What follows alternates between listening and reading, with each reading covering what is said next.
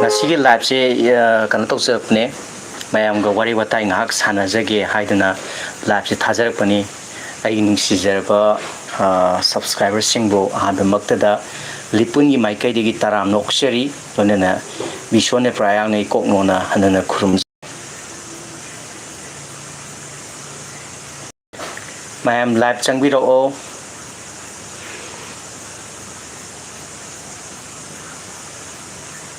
When I sat for top. When I sat for top.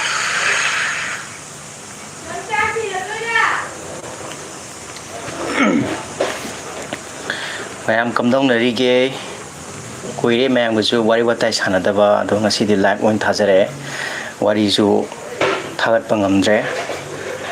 isagi thabak achinba leibna maram oraga wari eno ba semba ngamjatre asigi damakta mayam na ngakpigani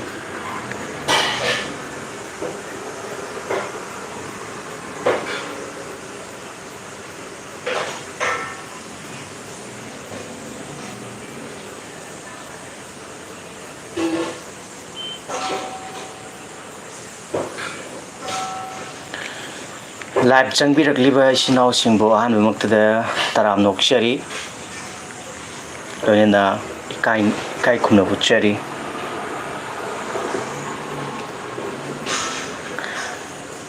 ai sound je tabra tadabra habdo mayam namtang comment tang phongdok piro sound je tabra tadabra habdo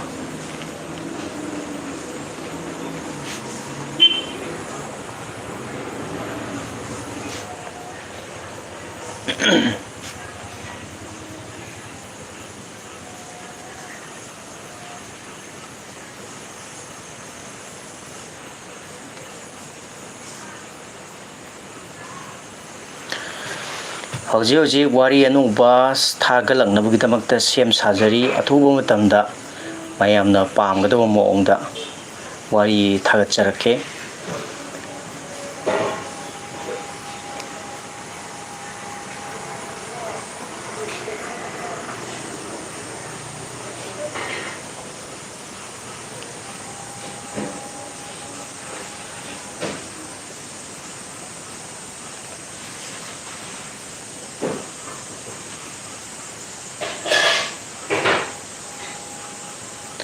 mayam comment tausinbiro sound je tabra tadabra haibdo amtang haibiro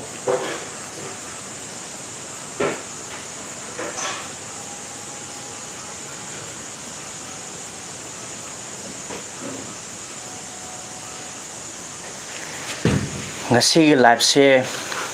mayam ga wari watai sanadab kuye haijadana live thajarakpane wari se anonoba semgadabdo juji isagi achinba thabak khara leibna maram oraga wari je anoba sema ngamdre masigi damakta isinau singna ngakpigani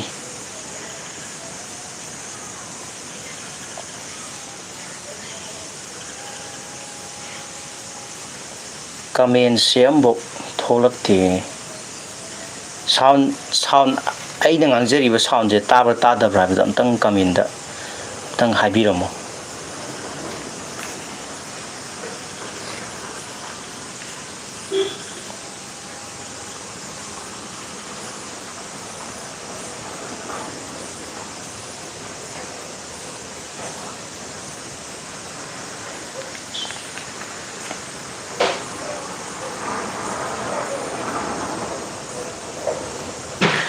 live changbirakliba sinau singbo hanana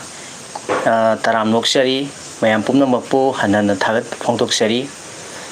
wari anoba semnabagidamagta hauji kanna honajari athuba matamda wari thagatjaraknaba semjarake mayam punna ngaminaramsi am sound tabra tadabra habida amtanga comment pibiramo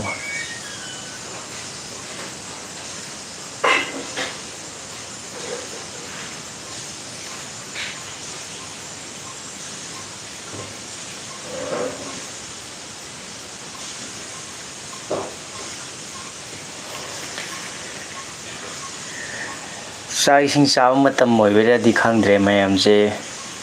changbiraktre do ngai ase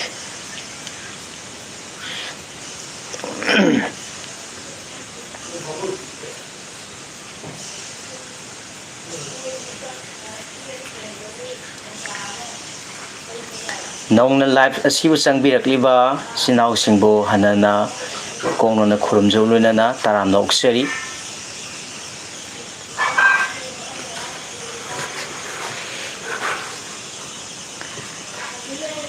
ꯃꯌꯥꯝ sound ꯑꯝꯇꯪ check ꯇꯧꯕꯤꯌꯨꯕ ꯑꯩꯅ ꯉꯥꯡꯖꯔꯤ ꯁꯥꯎꯟꯁꯦ ꯇꯥꯕ꯭ꯔꯥ ꯇꯥꯗꯕ꯭ꯔꯥ ꯍꯥꯏꯕꯗꯣ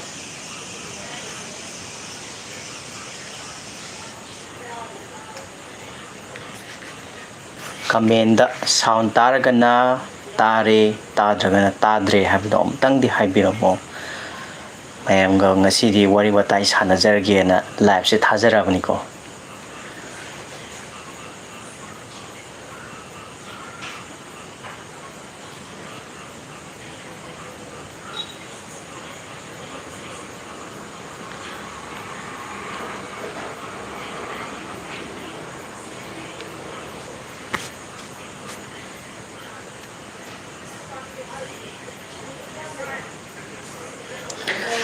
ꯃꯌꯥꯝ ꯆꯥꯛ ꯏꯁꯤꯡ ꯆꯥꯅꯔꯕ꯭ꯔꯣ ꯄꯨꯡꯁꯨ 9 ꯇꯥꯔꯛꯀꯗꯧꯔꯦ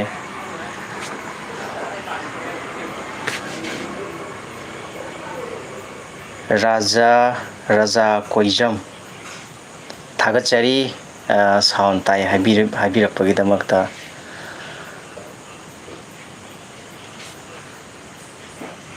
ꯔꯥꯖ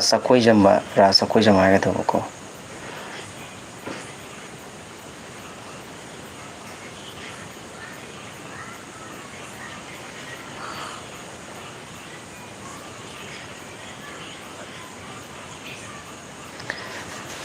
ꯃꯤꯁꯦ ꯈꯤꯇꯪ ꯌꯥꯝꯃꯀꯥꯟꯗ ꯑꯩ ꯑꯦꯅꯥꯎꯟꯁꯃꯦꯟ ꯑꯝꯇꯪ ꯇꯧꯖꯒꯦ ꯈꯟꯖꯕꯅꯦ ꯑꯗꯣ ꯉꯁꯤꯒꯤ ꯂꯥꯏꯚꯁꯦ ꯃꯇꯝ ꯀꯨꯏꯅ ꯊꯥꯔꯨꯗ꯭ꯔꯒ ꯉꯁꯤꯅ ꯑꯍꯥꯟꯕ ꯑꯣꯏꯕꯁꯤꯗꯅꯦ ꯃꯤꯁꯦ ꯏꯆꯪ ꯆꯪꯕ ꯋꯥꯠꯀꯗꯧꯗꯤ ꯃꯥꯜꯂꯦ ꯑꯗꯣ ꯌꯦꯡꯉꯁꯦ ꯃꯤ ꯈꯔ ꯑꯗꯨꯝ ꯆꯪꯉꯛꯄ ꯀꯥꯟꯗ ꯑꯩꯅ ꯃꯌꯥꯝꯗ ꯊꯝꯖꯅꯤꯡꯕ ꯋꯥꯐꯝ ꯈꯔ ꯍꯥꯏꯇꯥꯔꯦꯀꯣ ꯊꯝꯖꯒꯦꯅ ꯈꯟꯖꯕꯅꯤ ꯑꯗꯣ ꯉꯥꯛꯇꯪꯗꯤ ꯉꯥꯏꯔꯁꯦ ꯃꯤꯁꯦ ꯈꯤꯇꯪꯗꯤ ꯋꯥꯠꯂꯤ ꯆꯪꯉꯛꯀꯗꯧꯕ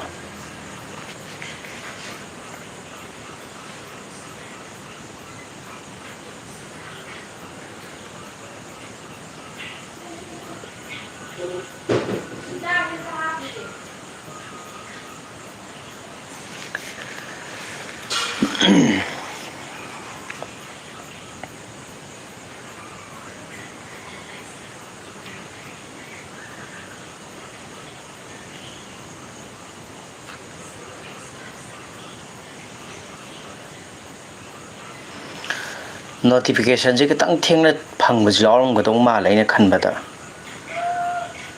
ꯍꯥꯏꯗꯤ ꯂꯥꯏꯚꯁꯦ ꯍꯦꯛ ꯊꯥꯕꯒ ꯌꯧꯔꯛꯇꯕ ꯍꯥꯏꯇꯥꯔꯦꯀꯣ ꯃꯤꯅꯤꯠ ꯈꯔ ꯆꯣꯟꯊꯔꯒ ꯌꯧꯔꯛꯄ ꯑꯗꯨꯃꯥꯏꯅ ꯈꯔꯗꯤ ꯊꯣꯛꯑꯝꯗꯧꯗꯤ ꯃꯥꯜꯂꯦ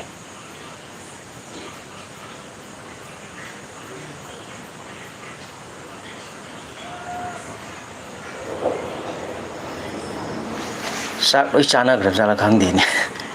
ꯄꯨꯡꯗꯤ 9 ꯇꯥꯒꯗꯧꯔꯦ ꯑꯗꯣ ꯉꯁꯤꯒꯤ ꯂꯥꯏꯚꯁꯤ ꯈꯤꯇꯪꯗꯤ ꯃꯇꯝꯁꯦ ꯈꯨꯌꯧꯅꯈ꯭ꯔꯦꯀꯣ ꯄꯨꯡꯁꯦ ꯈꯤꯇꯪ ꯉꯟꯅ ꯊꯥꯒꯦꯅ ꯈꯟꯖꯕꯅꯦ ꯊꯕꯛ ꯑꯇꯩ ꯑꯇꯩ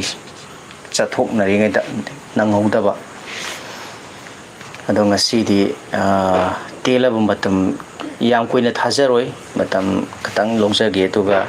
ꯉꯁꯤꯗꯤ ꯃꯌꯥꯝꯒ ꯋꯥꯔꯤ ꯋꯥꯇꯥꯏ ꯁꯥꯟꯅꯖꯒꯦ ꯑꯗꯨꯒ ꯑꯦꯅꯥꯎꯟꯁꯃꯦꯟ ꯑꯃꯁꯨ ꯑꯩꯅ ꯊꯝꯒꯦꯅ ꯈꯟꯖꯕ ꯆꯦꯅꯦꯜꯁꯤꯒꯤ ꯁꯥꯏꯠꯇꯒꯤ ꯍꯥꯏꯇꯥꯔꯦꯀꯣ ꯑꯗꯣ ꯃꯤꯁꯦ ꯈꯤꯇꯪ ꯃꯄꯨꯡ ꯐꯥꯕꯗꯤ ꯋꯥꯠꯂꯦ ꯑꯗꯣ ꯃꯤꯁꯦ ꯈꯤꯇꯪ ꯃꯤ ꯍꯧꯖꯤꯛ ꯂꯩꯔꯤꯁꯦ 5 ꯍꯥꯏꯊꯈ꯭ꯔ ꯃꯥꯜꯂꯦꯀꯣ ꯑꯃꯨꯛ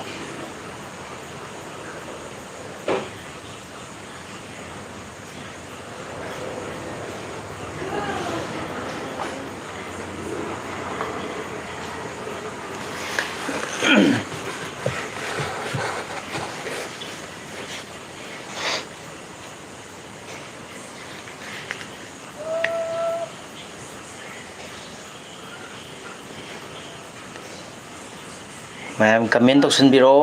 ꯋꯥꯔꯤ ꯋꯥꯇꯥꯏ ꯉꯥꯏꯍꯥꯛ ꯁꯥꯟꯅꯔꯁꯦ ꯃꯌꯥꯝꯒꯤ ꯃꯣꯠꯁꯨ ꯑꯩꯅ ꯂꯧꯕ ꯄꯥꯝꯖꯩ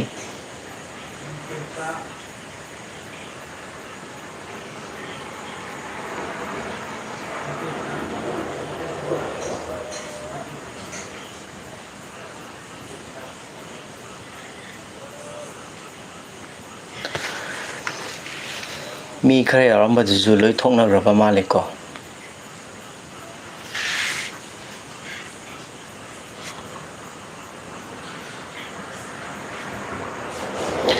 नौना लाइव चाट असिबु चंबिरकलिबा इचनाउसिंबु हनना चैनल सिगी माइकैदिगी लोइनना बिसोने प्रायांगना इकोंगनो खुरुमजेउ लोइनना तारामनोक शेरी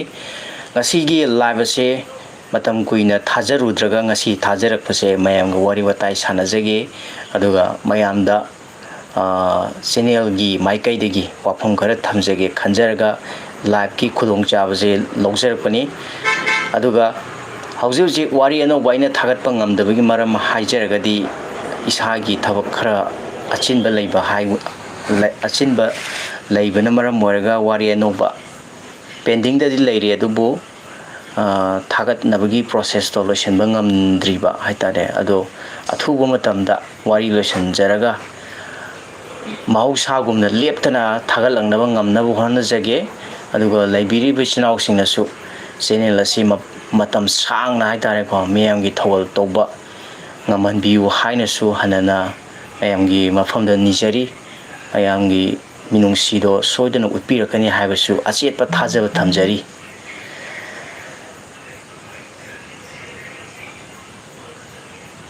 ngasigi live se matamje kitangdi aingonda khuyongnagre ko hojikse pung 9 ga minute ama chatsangre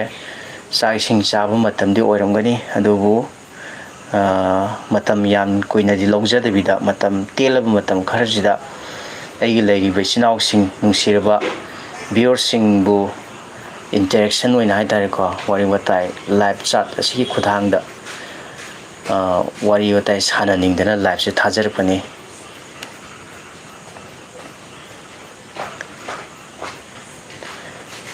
mayam changsin biro comment option biro channel gi oiba feedback pibiningba aduga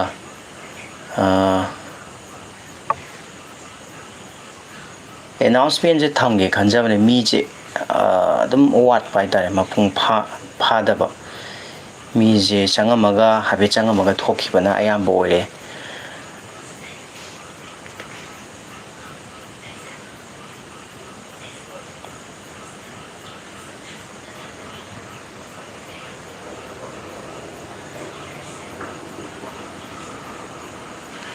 ngakhtang ding ngai ji ko mi je yambadi natri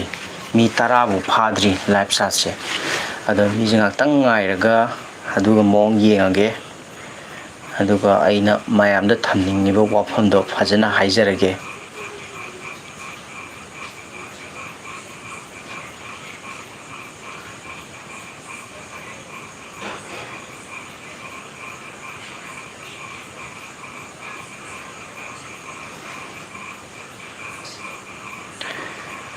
mayam chaising chabirabro chak sargana kari mathen chanarage mayam comment si pp deko ai friends sing se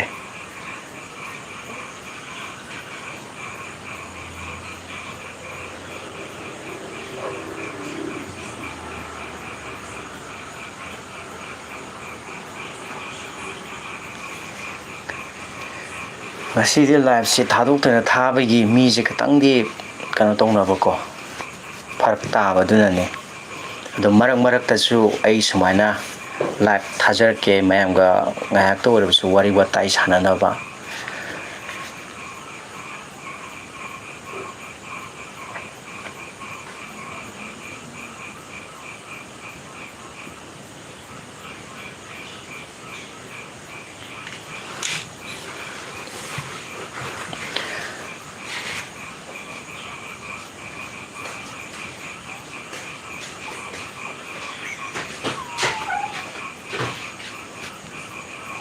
live changbiro live share tobiro like comment share aduga channel asibu nauna changbirappo oirgana subscribe tawdribi channel sing yorgana subscribe tawsinbiro aduga notification bell icon sunambiro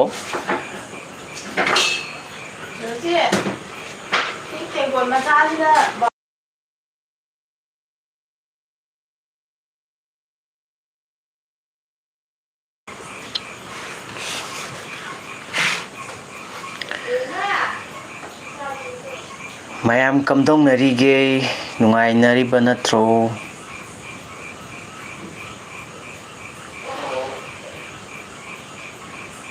ꯃꯤꯁꯦ ꯏꯇꯥꯛ ꯇꯥꯛꯄꯗꯧ ꯇꯧꯋꯦ ꯉꯁꯤꯗꯤ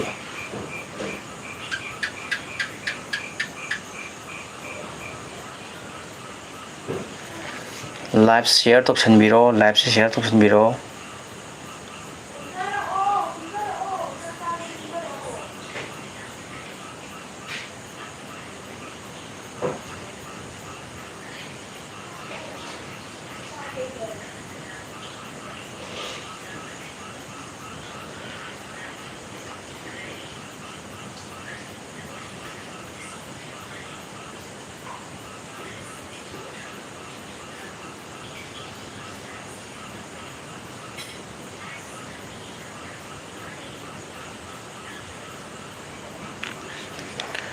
ꯃꯤꯁꯦ ꯃꯄꯨꯡ ꯏꯐꯥ ꯐꯥꯗ꯭ꯔꯤꯀꯣ ꯉꯁꯤꯁꯦ ꯂꯥꯏꯚꯁꯦ ꯑꯍꯥꯟꯕ ꯍꯥꯏꯒꯗ꯭ꯔꯥ ꯀꯩ ꯍꯥꯏꯅꯤ ꯃꯇꯝ ꯁꯥꯡꯅ ꯂꯦꯞꯄꯨꯔꯒ ꯉꯁꯤꯗꯪ ꯊꯥꯗꯣꯛꯇꯅ ꯊꯥꯔꯛꯄꯒꯤ ꯋꯥꯁꯦ ꯀꯔꯤ ꯍꯥꯏꯗꯣꯏꯅꯣ ꯈꯪꯗ꯭ꯔꯦ ꯑꯩꯁꯨ ꯃꯤꯁꯦ ꯈꯤꯇꯪ ꯌꯥꯝꯃꯒ ꯍꯥꯏꯒꯦꯅ ꯈꯟꯖꯕꯅꯦ ꯋꯥꯁꯦ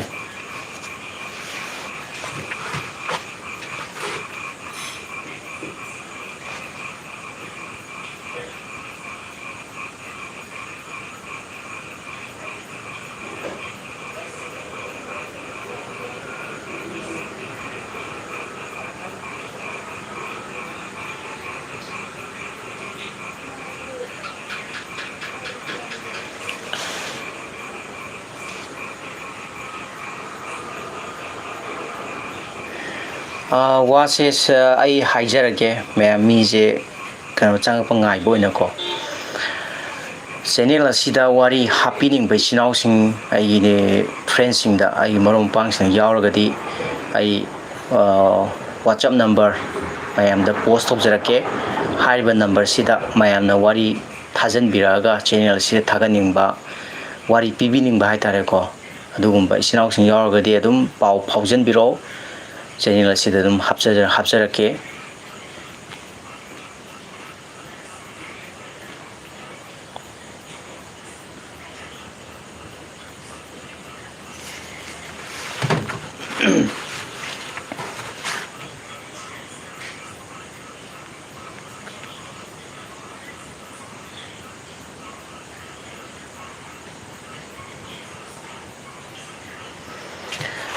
ꯑꯗꯨꯒ ꯋꯥꯔꯤ ꯂꯦꯞꯇꯅ ꯉꯁꯤ ꯐꯥꯎꯕ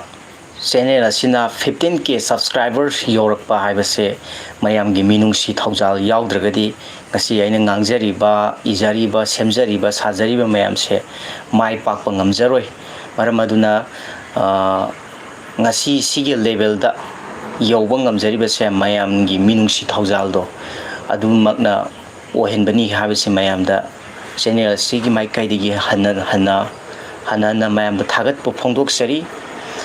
ꯃꯇꯨꯡ ꯇꯥꯔꯛꯄꯗꯁꯨ ꯂꯦꯞꯄ ꯂꯩꯇꯅ ꯆꯦꯅꯦꯜ ꯑꯁꯤꯅ ꯃꯤꯌꯥꯝꯒꯤ ꯊꯧꯒꯜ ꯃꯇꯝ ꯁꯥꯡꯅ ꯇꯧꯕ ꯉꯝꯕ ꯄꯤꯅꯕꯤꯌꯨ ꯍꯥꯏꯅꯁꯨ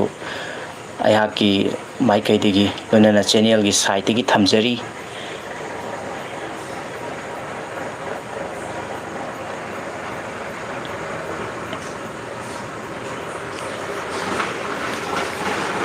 ꯅꯧꯅ ꯂꯥꯏꯚ ꯆꯥꯠ ꯑꯁꯤꯕꯨ ꯆꯪꯕꯤꯔꯛꯂꯤꯕ ꯏꯆꯤꯟ ꯏꯅꯥꯎꯁꯤꯡꯕꯨ ꯍꯟꯅ ꯊꯥꯒꯠꯄ ꯐꯣꯡꯗꯣꯛꯆꯔꯤ ꯂꯣꯏꯅꯅ ꯇꯔꯥꯝꯅ ꯑꯣꯛꯆꯔꯤ ꯉꯁꯤꯗꯤ ꯂꯥꯏꯚꯁꯦ ꯃꯇꯝ ꯁꯥꯡꯅ ꯂꯦꯞꯄꯨꯔꯕ ꯃꯇꯨꯡꯗ ꯃꯌꯥꯝꯒ ꯋꯥꯔꯤ ꯋꯥꯇꯥꯏ ꯉꯥꯏꯍꯥꯛꯇꯪ ꯑꯣꯏꯔꯕꯁꯨ ꯁꯥꯟꯅꯖꯒꯦ ꯈꯟꯖꯗꯨꯅ ꯂꯥꯏꯚꯁꯦ ꯊꯥꯖꯔꯛꯄꯅꯤ ꯑꯗꯨꯒ ꯋꯥꯔꯤ ꯑꯩꯅ ꯊꯥꯒꯠꯂꯛꯄ ꯉꯝꯗꯕꯩ ꯃꯔꯝꯅ ꯍꯧꯖꯤꯛꯁꯦ ꯏꯁꯥꯒꯤ ꯊꯕꯛ ꯈꯔ ꯑꯆꯤꯟꯕ ꯂꯩꯔꯦ ꯑꯗꯨꯅ ꯋꯥꯔꯤꯁꯦ ꯄ꯭ꯔꯣꯁꯦꯁꯇꯤ ꯂꯩꯔꯤꯀꯣ ꯋꯥꯔꯤ ꯄꯦꯟꯗꯤꯡꯗꯗꯤ ꯂꯩꯔꯤ ꯏꯕ ꯈꯣꯠꯄ ꯂꯣꯏꯁꯤꯟꯗ꯭ꯔꯤꯕ ꯃꯄꯨꯡ ꯐꯥꯗ꯭ꯔꯤꯕ ꯑꯗꯨꯅ ꯃꯔꯝ ꯑꯣꯏꯕ ꯍꯥꯏꯇꯥꯔꯦ ꯑꯗꯨꯗꯒꯤ ꯋꯥꯔꯤꯁꯦ ꯑꯩꯅ ꯊꯥꯒꯠꯄ ꯉꯝꯖꯗꯕꯅꯦ ꯃꯁꯤꯒꯤꯗꯃꯛꯇ ꯃꯌꯥꯝꯅ ꯆꯥꯎꯅ ꯉꯥꯛꯄꯤꯌꯨ ꯍꯥꯏꯕ ꯋꯥꯐꯝꯁꯨ ꯉꯁꯤꯒꯤ ꯂꯥꯏꯚꯁꯤꯒꯤ ꯈꯨꯗꯣꯡꯆꯥꯕ ꯂꯧꯔꯒ ꯊꯝꯖꯔꯤ ꯂꯣꯏꯅꯅ ꯃꯇꯨꯡ ꯇꯥꯔꯛꯄꯗꯁꯨ ꯋꯥꯔꯤ ꯐꯖꯕ ꯃꯌꯥꯝꯒꯤ ꯁꯖꯦꯁꯟꯗꯒꯤ ꯃꯌꯥꯝꯅ ꯁꯤ ꯄꯥꯝꯃꯤ ꯍꯥꯏꯕꯗꯣ ꯃꯌꯥꯝ ꯑꯗꯨꯝ ꯐꯤꯗꯕꯦꯛ ꯄꯤꯕꯤꯔꯛꯑꯣ ꯇꯔꯥꯝꯅ ꯑꯣꯛꯆꯔꯤ ꯃꯌꯥꯝꯒꯤ ꯃꯇꯨꯡ ꯏꯟꯅ ꯋꯥꯔꯤꯁꯦ ꯑꯩ ꯁꯦꯝꯖꯔꯛꯑꯒ ꯃꯤꯌꯥꯝꯒꯤ ꯊꯧꯒꯜ ꯃꯇꯝ ꯁꯥꯡꯅ ꯇꯧꯕ ꯉꯝꯍꯟꯕꯤꯌꯨ ꯍꯥꯏꯕꯁꯦ ꯃꯌꯥꯝꯒꯤ ꯃꯐꯝꯗ ꯍꯟꯅ ꯊꯝꯖꯔꯤ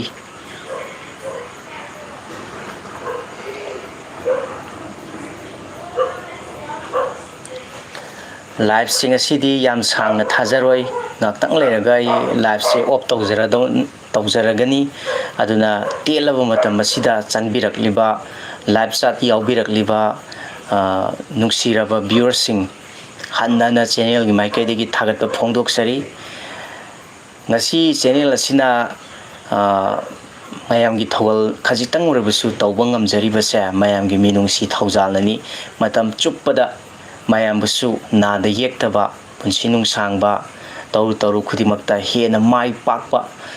ꯑꯣꯏꯔꯁꯅꯨ ꯍꯥꯏꯅ ꯆꯦꯅꯦꯜꯒꯤ ꯃꯥꯏꯀꯩꯗꯒꯤ ꯍꯟꯅ ꯍꯟꯅ ꯊꯝꯖꯕ ꯂꯣꯏꯅꯅ ꯃꯌꯥꯝꯕꯨ ꯏꯀꯣꯛꯅꯅ ꯈꯨꯔꯨꯝꯖꯔꯤ ꯂꯣꯏꯅꯅ ꯆꯦꯅꯦꯜ ꯑꯁꯤꯕꯨꯁꯨ ꯃꯌꯥꯝꯒꯤ ꯊꯧꯖꯥꯜꯗꯒꯤ ꯃꯇꯝ ꯁꯥꯡꯅ ꯃꯤꯌꯥꯝꯒ ꯄꯨꯟꯅ ꯆꯠꯄ ꯉꯝꯕ ꯑꯣꯏꯖꯒꯦ ꯍꯥꯏꯅꯁꯨ ꯃꯌꯥꯝꯒꯤ ꯃꯐꯝꯗ ꯊꯧꯖꯥꯜ ꯃꯤꯅꯨꯡꯁꯤ ꯊꯧꯖꯥꯜꯗꯣ ꯅꯤꯖꯔꯤ ꯍꯥꯏꯖ ꯇꯥꯔꯦ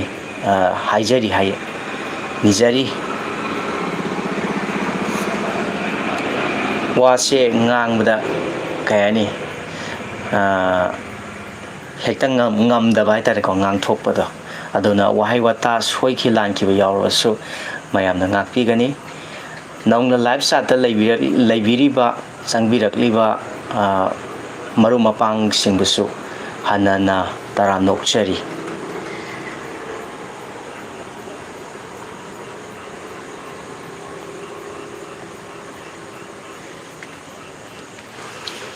ꯉꯁꯤꯒꯤ ꯂꯥꯏꯚꯁꯦ ꯁꯨꯃꯥꯏꯅ ꯃꯇꯨꯡꯗꯁꯨ ꯃꯔꯛ ꯃꯔꯛꯇ ꯂꯥꯏꯚꯁꯦ ꯑꯩ ꯊꯥꯖꯔꯛꯀꯦ ꯃꯇꯝ ꯆꯞ ꯆꯥꯕꯤꯗꯤ ꯍꯥꯏꯕ ꯉꯝꯖꯗ꯭ꯔꯦ ꯑꯗꯨꯝ ꯑꯩꯅ ꯂꯥꯏꯚ ꯊꯥꯔꯝꯗꯥꯏ ꯃꯇꯝꯗ ꯍꯥꯟꯅ ꯃꯌꯥꯝꯗ ꯍꯥꯏꯂꯥꯏꯠ ꯄꯤꯖꯔꯛꯀꯦ ꯃꯇꯝꯗꯨꯗ ꯃꯌꯥꯝꯅ ꯆꯪꯕꯤꯔꯛꯑꯒ ꯇꯥꯊꯣꯛ ꯇꯥꯁꯤꯟ ꯍꯥꯏꯇꯥꯔꯦꯀꯣ ꯃꯌꯥꯝꯒꯤ ꯐꯤꯗꯕꯦꯛꯇꯣ ꯑꯗꯨ ꯂꯧꯖꯒꯦ ꯍꯥꯏꯖꯔꯤ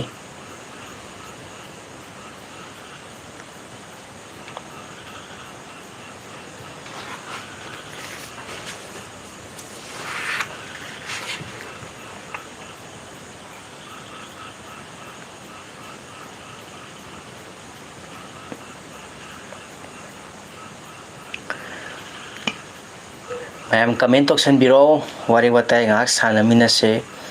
ꯃꯌꯥꯝ ꯆꯥꯛ ꯏꯁꯤꯡ ꯆꯥꯅꯔꯕ꯭ꯔꯣ ꯀꯃꯦꯟ ꯑꯃꯐꯥꯎ ꯄꯤꯕꯤꯔꯛꯇ꯭ꯔꯦ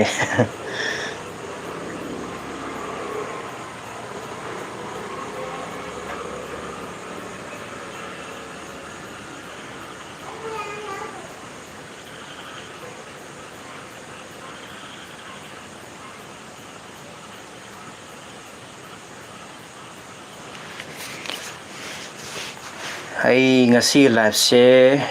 ꯃꯤꯅꯤꯠ 30 minutes ꯌꯧꯔꯀꯥꯟꯗ ꯑꯩ ꯂꯥꯏꯚꯁꯦ ꯂꯦꯞꯆꯔꯒꯦ ꯉꯥꯛꯇꯪꯗꯤ ꯉꯥꯏꯒꯦꯁꯤꯀꯣ ꯃꯤ ꯈꯔ ꯑꯗꯨꯝ ꯆꯪꯉꯛꯈꯤꯅꯤ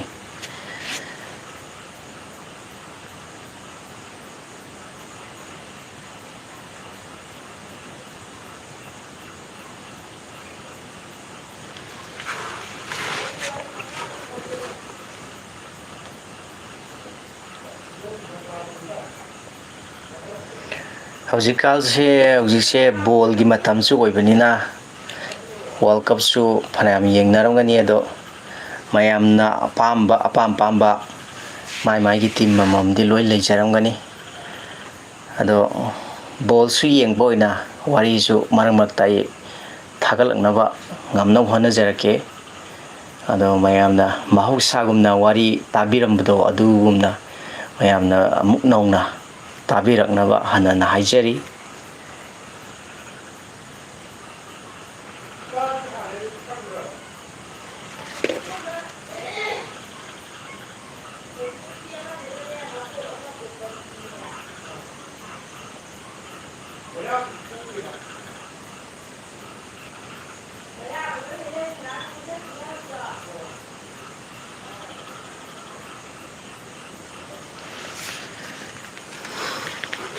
ꯅꯧꯅ ꯂꯥꯏꯚ ꯆꯥꯠ ꯆꯪꯕꯤꯔꯛꯂꯤꯕ ꯏꯆꯤꯟ ꯏꯅꯥꯎꯁꯤꯡꯕꯨ ꯇꯔꯥꯝꯅ ꯑꯣꯛꯆꯔꯤ ꯂꯣꯏꯅꯅ ꯏꯀꯣꯛꯅꯅ ꯈꯨꯔꯨꯝꯖꯔꯤ ꯉꯁꯤꯒꯤ ꯂꯥꯏꯚꯁꯦ ꯃꯌꯥꯝꯒ ꯄꯨꯟꯅ ꯋꯥꯔꯤ ꯋꯥꯇꯥꯏ ꯁꯥꯟꯅꯖꯒꯦ ꯈꯟꯖꯔꯒ ꯂꯥꯏꯚꯁꯦ ꯊꯥꯖꯔꯛꯄꯅꯤ ꯋꯥꯔꯤ ꯑꯅꯧ ꯑꯅꯧꯕ ꯊꯥꯒꯠꯂꯛꯅꯕ ꯍꯧꯖꯤꯛ ꯀꯟꯅ ꯁꯦꯝ ꯁꯥꯖꯔꯤ ꯃꯌꯥꯝꯅ ꯅꯨꯡꯁꯤꯕꯤꯗꯨꯅ ꯋꯥꯔꯤ ꯇꯥꯕꯤꯅꯕꯒꯤꯗꯃꯛꯇ ꯉꯥꯏꯕꯤꯔꯝꯃꯨ ꯍꯥꯏꯕ ꯋꯥꯐꯝꯁꯨ ꯊꯝꯖꯔꯤ ꯂꯣꯏꯅꯅ ꯆꯦꯅꯦꯜꯒꯤ ꯆꯦꯅꯦꯜꯒꯤ ꯁꯥꯏꯠꯇꯒꯤ ꯌꯥꯝꯅ ꯈꯨꯗꯣꯡꯆꯥꯕ ꯋꯥꯐꯝ ꯑꯃ ꯃꯌꯥꯝꯒꯤ ꯃꯐꯝꯗ ꯈꯪꯍꯟꯖꯔꯤ ꯃꯗꯨꯗꯤ ꯆꯦꯅꯦꯜ ꯑꯁꯤꯗ ꯋꯥꯔꯤ ꯍꯥꯞꯄꯤꯅꯤꯡꯕ ꯋꯥꯔꯤꯗ ꯌꯥꯝꯅ ꯏꯟꯇꯔꯦꯁ ꯂꯩꯕꯤꯕ ꯏꯆꯤꯟꯅꯥꯎꯁꯤꯡ ꯌꯥꯎꯔꯒꯗꯤ ꯄꯣꯁ ꯇꯧꯖꯔꯛꯀꯦ WhatsApp ꯅꯝꯕꯔ ꯑꯃꯗ ꯃꯌꯥꯝꯅ wari thajan biraga channel asida hapirакpa yabagi hapirакnabagi haitare ko adugi khudong chaba ma mayamda thamjari haiba khudong chaba singa se isinau singna loksen view haiba wafamsu channel gi mai kaidagi hanana thamjari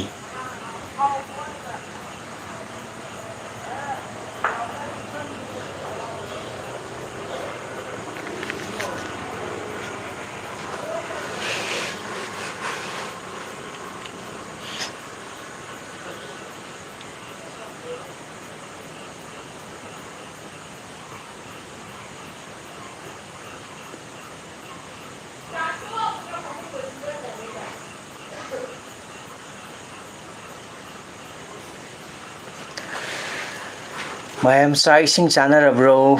kari kari mathel chanarage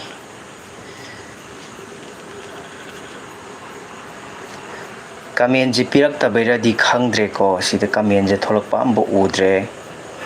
kanana kari haibano hado khangdre comment amam dang bisan biro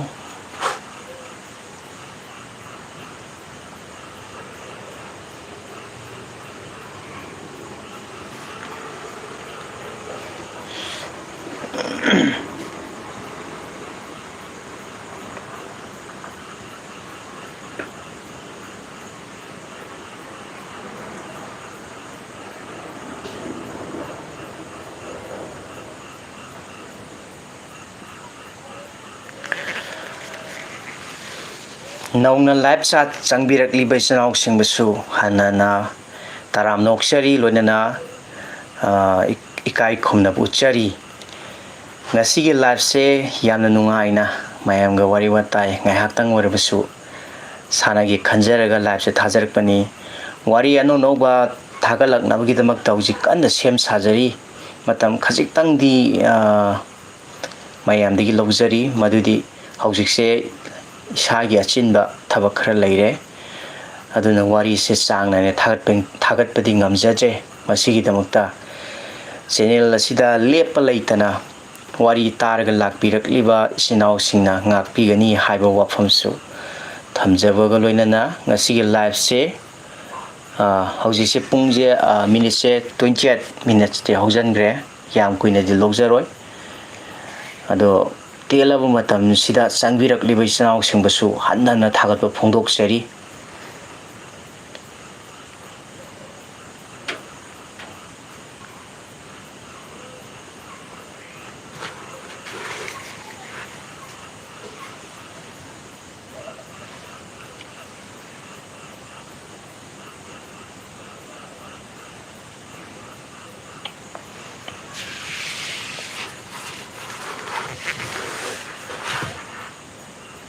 mayam comment option biro kamdong narige nungai nari bro ana ye yaudaba punsinung sangba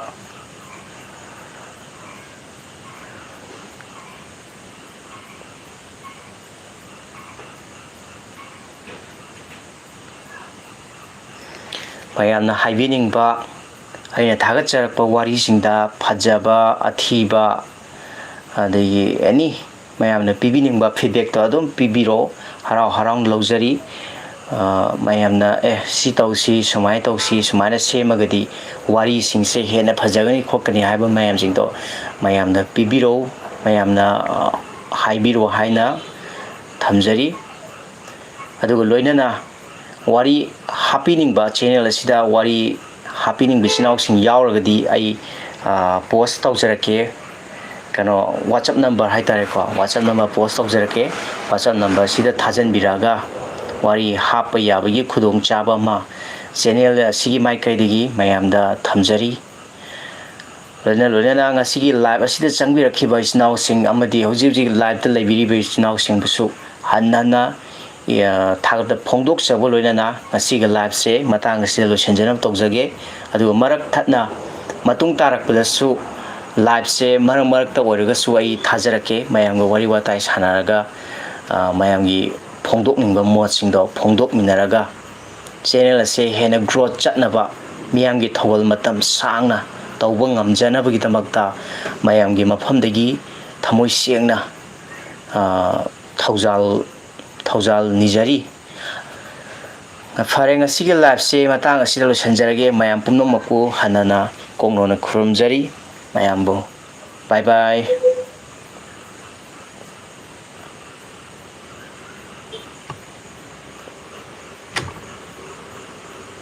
live se koko